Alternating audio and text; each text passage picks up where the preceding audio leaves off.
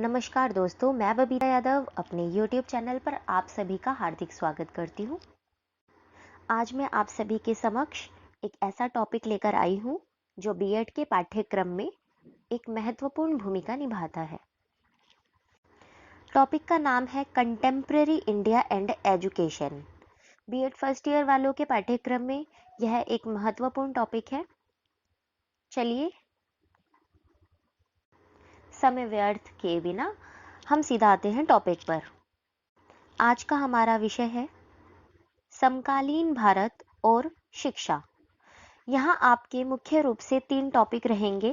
समकालीन भारत और शिक्षा के अंतर्गत आप सभी को 3 मुख्य रूप से टॉपिक के बारे में पढ़ाया जाएगा, जिसके अंतर्गत सबसे पहला है वैदिक काल, दूसरा बौद्ध काल तथा तीसरा है मुस्लिम काल, जिसे हम मध्यकाल के नाम से भी जानते हैं।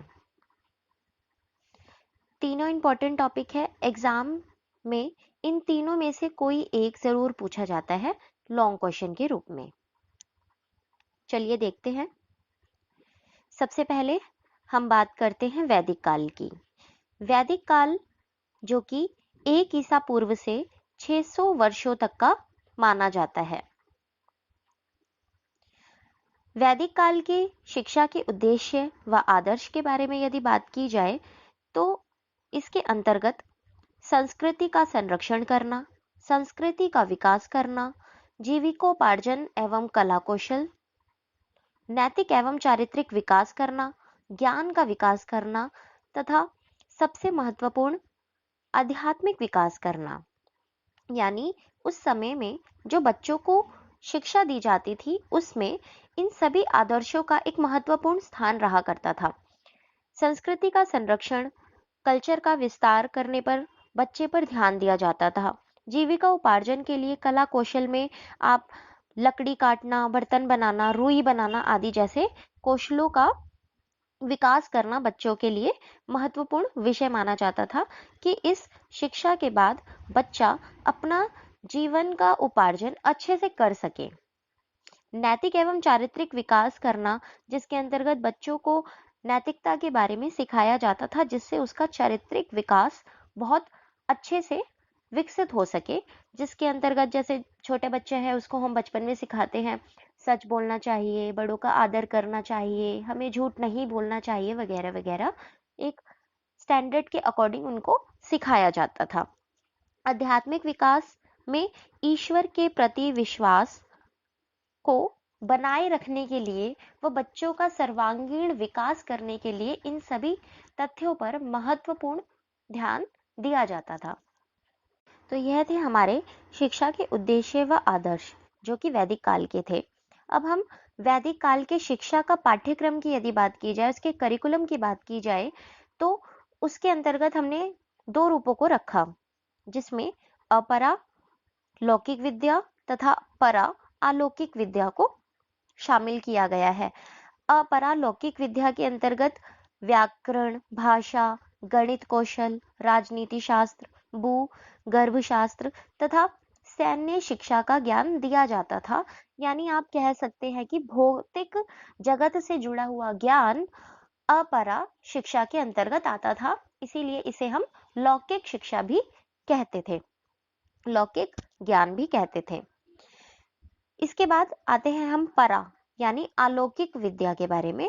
तो इसके अंतर्गत परमात्मा से जुड़ा हुआ ज्ञान, जैसे हमारे वेद, हमारे पुराण, उपनिषद, ग्रंथ आदि वगैरह वगैरह, इनकी शिक्षा दी जाती थी ताकि बच्चे को परा व अपरा यानी लौकिक और अलौकिक विषयों के बारे में ज्ञान की प्राप्ति हो बच्चे का, ताकि सर्वांगीण विकास हो सके। आगे हम बात करते हैं शिक्षण विधियां। तो शिक्षण विधियों की अगर हम बात करें तो शिक्षण विधियों के अंतर्गत मुख्य रूप से मौखिक विधि, अभ्यास विधि, प्रश्न उत्तर विधि, वाद विवाद विधि तथा अनुकरण विधि को सुचारू रूप से शामिल किया जाता था। मौखिक विधि की बात करें तो जैसे गुरुकुल में शिक्षा हुआ करती थी, तो उस समय गुरु बैठकर बच्चों को मौखिक ज्ञान दिया करते थे, जिसको बच्चे ध्यान से सुना करते थे। अभ्यास की बात करें तो आप सभी को पता है प्रैक्टिस कि अगर गुरु ने कोई श्लोक बच्चों को समझाया तो बच्चे उसका बार बार अभ्यास करेंगे ताकि वह उसको अच्छे से समझ सके। प्रश्नोत्तर विधि आप सभी को पता है, Q&A मेथड, वाद विवाद यानी डिबेट करना, और उस समय में शास्त्रार्थ भी हुआ करते थे। अनुकरण विधि, अनुकरण जैसे मैं पहले बता चुकी हूँ कि गुरु अगर कोई भी श्लोक या फिर कोई भी प्रकार की पंक्तियां बोल रहा है तो बच्चे उसका अनुकरण कर रहे हैं, तो अनुकरण विधि इस प्रकार से शामिल की जाती थी।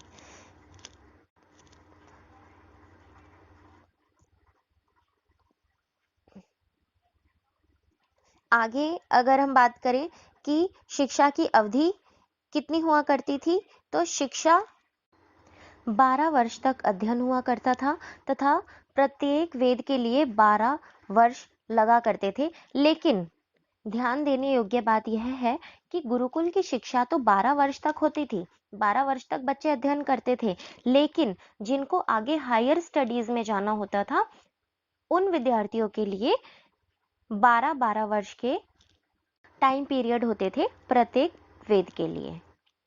ओके, तो आगे हम बात करते हैं शिक्षा संस्थान की। तो शिक्षण के संस्थान के अंतर्गत गुरुकुल व गुरुगृह आया करते थे। संस्कार की बात करें, यदि संस्कार की बात करें तो संस्कार के अंतर्गत हमारे 2 संस्कार आते थे, पहला उपनयन संस्कार तथा दूसरा समापवर्तन संस्कार। उपनयन संस्कार को आप आज के एडमिशन प्रोसेस से भी जोड़कर देख सकते हैं कि उस समय उपनयन संस्कार के अंतर्गत बालक की शिक्षा का आरंभ होता था। बालक विद्या की देवी की विधिवत वंदना करता था, तत्पश्चात बालक को गुरु मंत्र से दीक्षित किया जाता था। इसके बाद यदि समावर्तन संस्कार की बात करें तो समावर्तन संस्कार में इसमें सबसे पहले छात्र को ब्रह्मचारी वस्त्र उतारकर गृहस्थ जीवन के वस्त्र पहनाए जाते थे। इसके बाद उन्हें ज्ञान वेदों के सामने बैठाया जाता था। वेद मंत्रों से देवताओं की आराधना करते थे। गुरु शिष्य को कर्तव्य पालन तथा समाज सेवा से संबंधित उपदेश दिया करते थे। अंत में गुरु शिष्य को गुरुकुल से घर के लिए विदा करते थे। शिक्षा का प्रशासन एवं वित्त व्यवस्था, अगर इसकी बात करें तो गुरुकुल में आय के साधन दान भिक्षा होती थी। राजा, व्यापारी, धनी आदि लोग भी कभी कभी दान कर दिया करते थे, जिससे इनकी वित्त की व्यवस्था हुआ करती थी। शिक्षक एवं शिक्षार्थी के संबंधों की बात करें यदि, तो वैदिक काल में गुरु शिष्य का संबंध अत्यंत निकटता व घनिष्ठता का हुआ करता था। गुरु व शिष्य पिता व पुत्र के समान रहते थे। शिष्य अपने गुरु का ठीक उसी प्रकार आदर व सम्मान किया करता था जैसे वह अपने पिता का करता था। चलिए आगे हम देखते हैं बौद्धकालीन शिक्षा। यह लगभग 600 वर्षों से 12वीं शताब्दी तक मानी जाती है। बौद्धकालीन शिक्षा के उद्देश्य व आदर्श की बात करें तो इसमें सबसे महत्वपूर्ण है निर्वाण की प्राप्ति, और वह भी अष्टांग मार्ग द्वारा। नैतिक एवं चारित्रिक विकास, जो कि पहले भी था, जीविकोपार्जन के लिए तैयार करना, धार्मिक शिक्षा देना, राष्ट्रीय संस्कृति का संरक्षण तथा विकास करना और बालकों का सर्वांगीण विकास करना बौद्धकालीन शिक्षा के उद्देश्यों में शामिल था। शिक्षा के पाठ्यक्रम की यदि बात करें तो यहाँ पर इसको 2 भागों में बांटा गया, एक प्रारंभिक शिक्षा और दूसरा उच्च शिक्षा। प्रारंभिक शिक्षा के अंतर्गत बच्चे को पढ़ना लिखना व साधारण गणित का ज्ञान कराया जाता था। उच्च शिक्षा के अंतर्गत बच्चे को विज्ञान, व्याकरण, संस्कृत, नक्षत्र शास्त्र, कौशल एवं त्रिपिटक आदि का ज्ञान दिया जाता था। शिक्षण विधियों की बात करें तो बौद्धकालीन शिक्षण विधियों के अंतर्गत व्याख्यान विधि, प्रश्नोत्तर विधि, अनुकरण विधि, वाद विवाद, सम्मेलन, प्रदर्शन, देशाटन, देशाटन जिसे हम भ्रमण विधि भी कह सकते हैं, कि बच्चा एक देश से दूसरे देश में, एक जगह से दूसरी जगह पे जाता और वहां के एनवायरनमेंट को देखकर उसे ज्ञान की प्राप्ति होती। ठीक है, आगे चलते हैं। स्वाध्याय, स्वाध्याय इसके अंतर्गत मैं आपको बता दूं कि बच्चा स्वाध्ययन करता था, सेल्फ लर्निंग के तहत वो अपने ज्ञान की प्राप्ति किया करता था। बौद्धकालीन शिक्षा के अंतर्गत यदि हम आगे बात करें तो आते हैं हमारे संस्कार। तो इसमें मोस्ट इंपॉर्टेंट संस्कार है पबज्जा संस्कार। इसको कई बार शॉर्ट क्वेश्चन में भी पूछ लिया जाता है कि पबज्जा संस्कार किसे कहते हैं। तो बात करेंगे पबज्जा संस्कार की। तो पबज्जा संस्कार के अंतर्गत शिष्यों को पीले वस्त्र पहनाकर, सिर मुंडवाकर मंत्र का उच्चारण करवाते थे।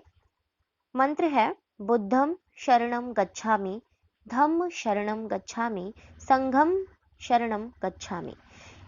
इसका 3 बार जाप करना होता था। आगे यदि बात करें हम तो दूसरा संस्कार था उपसंपदा संस्कार। तो 20 वर्ष की आयु के बाद 12 वर्ष की शिक्षा समाप्त होने के बाद छात्र के पास 2 रास्ते हुआ करते थे। पहला, अपने गृहस्थ जीवन में प्रवेश करना व दूसरा, आजीवन भिक्षु रहकर बौद्ध धर्म का प्रचार व प्रसार करना। तो जो पहला रास्ता अपनाते थे तो उनका गृहस्थ जीवन में प्रवेश हो जाया करता था, लेकिन जो दूसरा रास्ता अपनाते थे उनका उपसंपदा संस्कार किया जाता था। उपसंपदा संस्कार के बाद सामनेर पक्का भिक्षुक बन जाता था। इसके पश्चात भिक्षुकों को वृक्ष के नीचे वास करना होता था। आगे अगर बात करें शिक्षा अवधि की तो प्रारंभिक शिक्षा 6 वर्ष से 12 वर्ष तक हुआ करती थी और उच्च शिक्षा 12 वर्ष से 20 से 25 वर्ष तक हुआ करती थी। शिक्षा संस्थान की बात करें तो तक्षशिला, रावलपिंडी, नालंदा, विक्रमशिला, सारनाथ, वल्लभी, गुजरात, मिथिला, बोधगया, मठ एवं विहार आदि शामिल थे। तो हम यह देख सकते हैं कि बौद्ध काल में जो शिक्षा थी वो वैदिक काल की तुलना में अधिक व्यवस्थित थी, उसका ढांचा व्यवस्थित था। शिक्षा का प्रशासन एवं वित्त व्यवस्था की बात करें तो बौद्ध काल में शिक्षा संस्थागत हो गई थी, जिन्हें बौद्ध मठ, बौद्ध संघ व बौद्ध संघाराम कहते थे। वित्त व्यवस्था स्थायी थी, जैसा कि मैंने आपको पहले ही बताया कि यहाँ पर शिक्षा बौद्ध काल में आते आते थोड़ी व्यवस्थित हो गई थी। राज्य से सहायता बढ़ गई थी। बौद्ध काल में मौन भिक्षा मानी जाती थी, मतलब अगर कोई भी भिक्षा लेने जाता है तो वो मौन रूप से ही भिक्षा ग्रहण करता था। सभी जाति, धर्म, महिला, पुरुष, धनी, निर्धन को शिक्षा पाने का अधिकार था, कोई भेदभाव नहीं था। शिक्षा का प्रशासन एवं वित्त व्यवस्था के बाद हम बात करते हैं शिक्षक एवं शिक्षार्थी में संबंध। तो बौद्ध काल में शिक्षक को उपाध्याय कहा जाता था। यहाँ पर ध्यान देने योग्य बात यह है कि बौद्ध काल में शिक्षक को क्या कहा जाता था। वेरी शॉर्ट क्वेश्चन के अंतर्गत यह प्रश्न हमेशा अक्सर पूछ लिया जाता है, तो इसका उत्तर आपका होगा बौद्ध काल में शिक्षक को उपाध्याय कहा जाता था व शिक्षार्थियों को भिक्षु, समनेर, श्रमण आदि कहा जाता था। इन दोनों का आपस में पिता पुत्र समान संबंध हुआ करता था। चलिए आगे हम बात करते हैं मध्यकालीन शिक्षा यानी मुस्लिम काल के बारे में। तो यह काल लगभग 12वीं शताब्दी से 18वीं शताब्दी तक का माना जाता है। शिक्षा के उद्देश्य व आदर्श की बात करें तो इस्लाम धर्म का प्रचार प्रसार करना, शासन के प्रति वफादारी, सांसारिक ऐश्वर्य प्राप्ति, नैतिक एवं चारित्रिक विकास व अरबी व फारसी भाषा का विकास करना इनका मुख्य उद्देश्य रहा है। तो इनके उद्देश्य में यह इम्पोर्टेंट रोल अदा करता है कि इस्लाम धर्म का प्रसार करना इनका सबसे महत्वपूर्ण लक्ष्य रहा और इसके बाद शासन के प्रति वफादारी इसीलिए भी करवाई जाती थी कि जब इनका शासनकाल आया उस समय इनके खिलाफ बहुत से लोग थे, तो इनको एक ऐसी व्यवस्थित जनता की आशा थी कि वो इनके प्रति वफादार रहे, तो वह वफादारी बच्चों में बचपन से ही डाली जाती थी। इनके शिक्षा का उद्देश्य यह था कि बच्चा इतना ज्ञान प्राप्त कर ले कि वह संसार के जितने भी ऐश्वर्य है, जितने भी सुख है, वह उन सबको प्राप्त कर सके व अपना चारित्रिक विकास कर सके। ओके, आगे हम चलते हैं शिक्षा का पाठ्यक्रम। तो शिक्षा के पाठ्यक्रम के अंतर्गत प्रारंभिक शिक्षा व उच्च शिक्षा आते हैं। तो प्रारंभिक शिक्षा के अंतर्गत इनको लिखना, पढ़ना, साधारण गणित, अरबी, फारसी, उर्दू आदि का ज्ञान दिया जाता था बच्चों को। उच्च शिक्षा के अंतर्गत बच्चों में अरबी का ज्ञान, व्याकरण का ज्ञान, गद्य साहित्य, सामाजिक विषय, संगीत, चित्रकला आदि का ज्ञान विकसित किया जाता था। यदि शिक्षण विधियों की बात करें तो शिक्षण विधियों के अंतर्गत व्याख्यान विधि, तर्क वितर्क विधि, प्रश्नोत्तर विधि, स्मरण विधि, अनुकरण विधि आदि शामिल हैं। इनके बारे में मैं आपको डिटेल में बता ही चुकी हूँ।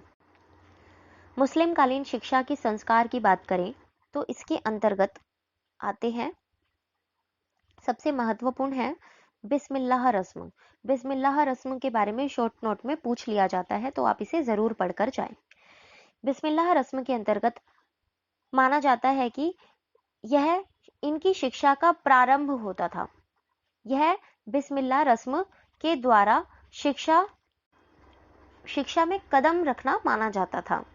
बालक को 4 वर्ष 4 माह 4 दिन का हो जाने पर उसे नए कपड़े पहनाकर मौलवी साहब के पास ले जाया जाता था, जहां बालक को कुरान की कुछ आयतों का उच्चारण करना होता था। यदि बालक बोल पाने में असमर्थ होता था तो उसका बिस्मिल्लाह शब्द कहना ही पर्याप्त माना जाता था व उसी चरण से उस बच्चे की शिक्षा आरंभ हो जाया करती थी।